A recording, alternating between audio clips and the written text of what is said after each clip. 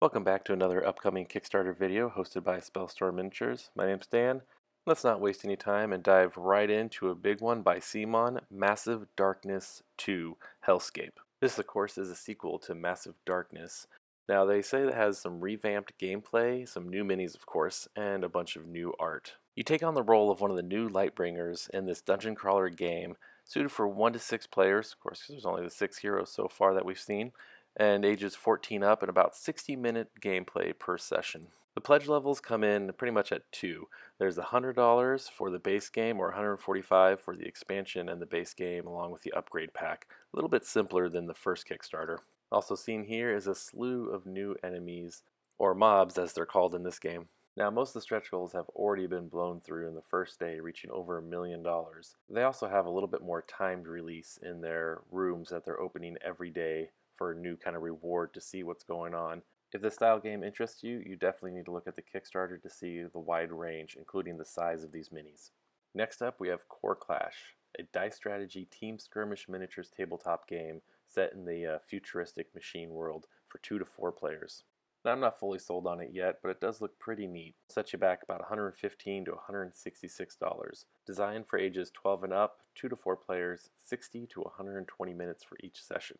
At least to me, these have a very Transformer-esque look to them, which is actually quite appealing, as you're set in the role of a genius hacker and responsible for overseeing these robots kind of go through and travel.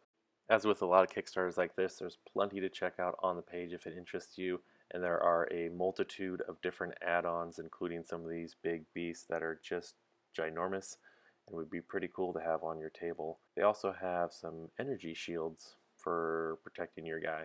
So go ahead and check it out. Now, if you're looking to do some large resin printing and you have about $1,500 to $2,000 to spare, PrintHero Industrial Level 4K SLA 3D printer may be the answer for you. So I'm just going to touch on it very briefly because it's really neat. I'm not going to get into it, but it is awesome for creating giant things at home.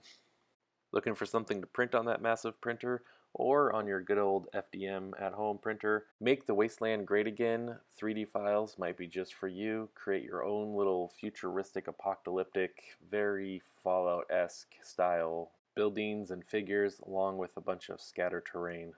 Depending on the package, it'll run you about $30 to $177 or go for the commercial license for $471. Up last is Pirates of Atlantis. This is a 3D miniature printable again with some big ships and some crazy sea monsters. What's neat about this one is they already pre-supported 3D STL files, so you can just grab them and toss them right on your printer without having to worry about slicing them very much. Now, what kind of caught my eye was the Vampirate. Just a good pun I actually hadn't thought of. Getting these models will run you $15 for some of the basic figures, up to $120 to get everything including these massive odd sea creatures. Thank you for joining me on this quick look at a few Kickstarters ending in August. If you enjoy our content, please like and subscribe, and down in the comments let me know what Kickstarter you're looking forward to, or if I missed one that you like.